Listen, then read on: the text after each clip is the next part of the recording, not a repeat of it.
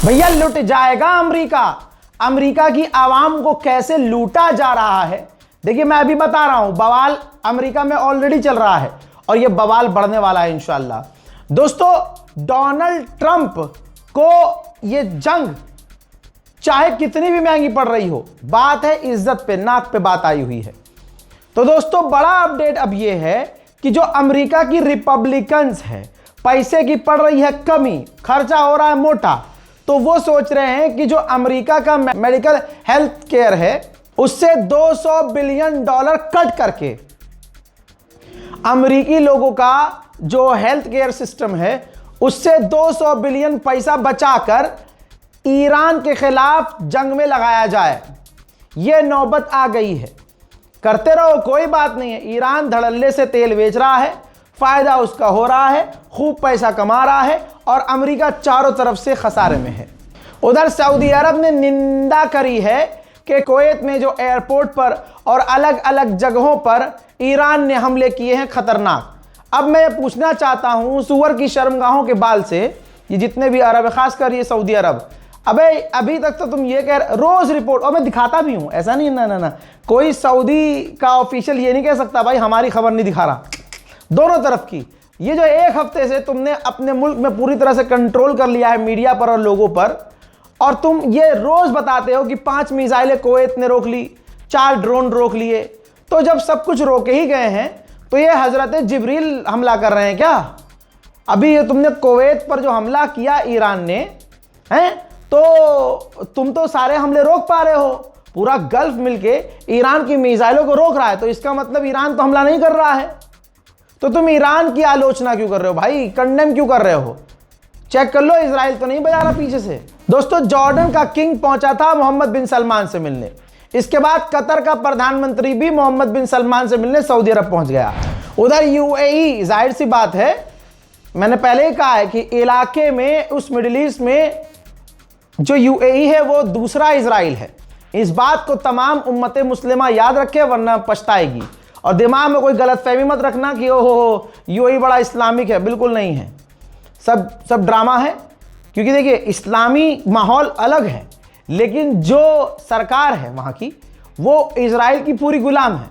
अब वहां की गवर्नमेंट ने कहा है कि ईरानी रिजीम के साथ रहना काफी मुश्किल है, नामुमकिन है। दोस्तों, सऊदी अरब के करीब एक टैंकर खड़ा था, उस टैंकर पर 2 ब्लास्ट हुए हैं। क्या चीज टकराई है, मिसाइल या ड्रोन, मैं नहीं कह सकता, लेकिन हमला हुआ है। वो भी टैंकर चल नहीं रहा था, खड़ा हुआ था और सऊदी अरब के करीब था। उधर ईरान के प्रेसिडेंट ने बहुत लंबे समय के बाद पहली बार ऐसी तस्वीर सामने आई है कि फिजिकली मिलकर कैबिनेट मीटिंग की है। अभी तो सारा ऑनलाइन काम चल रहा था, और तो ये अब मीटिंग हुई है और फैसला ये लिया गया है कि जो भी जंगबंदी होगी उसमें हम ऐसी ही शर्त रखेंगे, हम तभी जंगबंदी के लिए राजी होंगे जिसमें हमारी सिक्योरिटी की गारंटी हो और हमारा जो पूरा जो मोटो है कंप्लीट होना चाहिए, और हम कहीं से भी अपने नुकसान में डील नहीं करेंगे। ईरानियन कमांडर ने एक महिला की, एक मां की वीडियो शेयर की है जो आपकी स्क्रीन पर है। सैयद माजिद मूसवी, ये बहुत सीनियर कमांडर हैं। इन्होंने, जिनके 8 जवान बच्चे शहीद हुए हैं, 8 जवान बच्चे, सोचिए। उन्होंने कहा है कि हम एक एक का बदला लेंगे।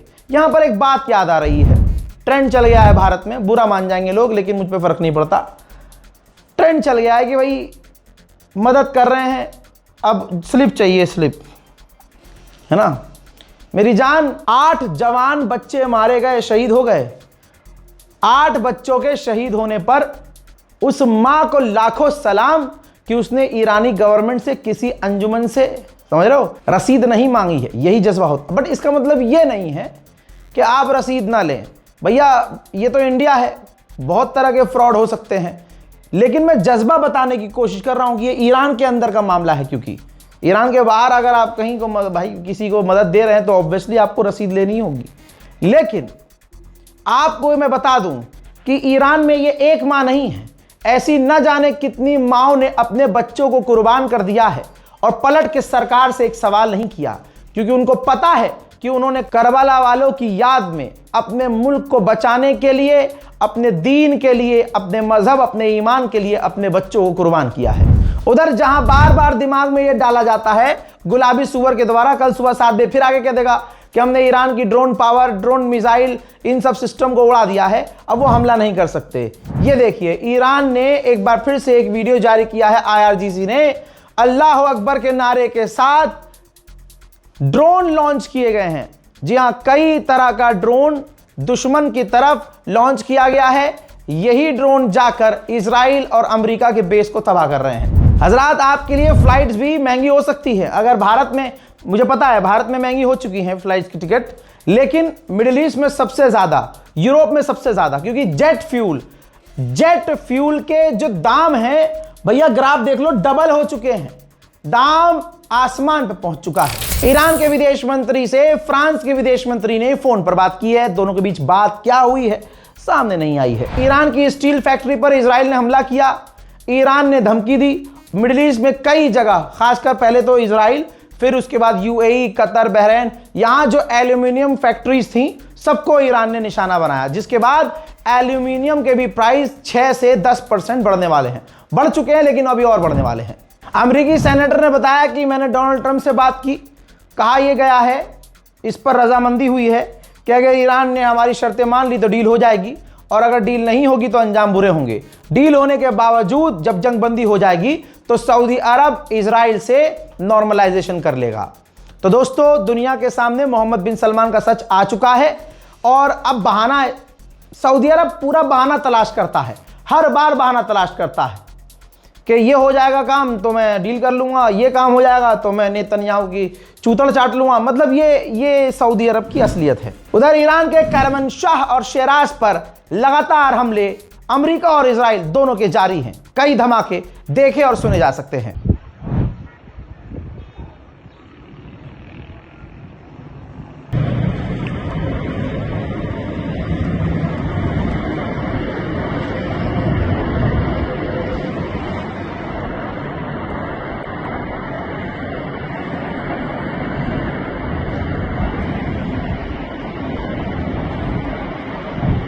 उधर इराक के आसमान में B-2 परमाणु बॉम्बर और फाइटर जेट उड़ते हुए नजर आ रहे हैं। यानी यह बात क्लियर है कि अमेरिका अपने सबसे बड़ी ताकत B-2 और B-1 बॉम्बर जैसे परमाणु बॉम्बरों का इस्तेमाल ईरान पर हमला करने के लिए कर रहा है। उधर पाकिस्तान को लपेटा है ईरान ने। भाई साहब, ईरान के प्रवक्ता ने क्लियर कह दिया है कि हमारी किसी से कोई बात नहीं हो रही है।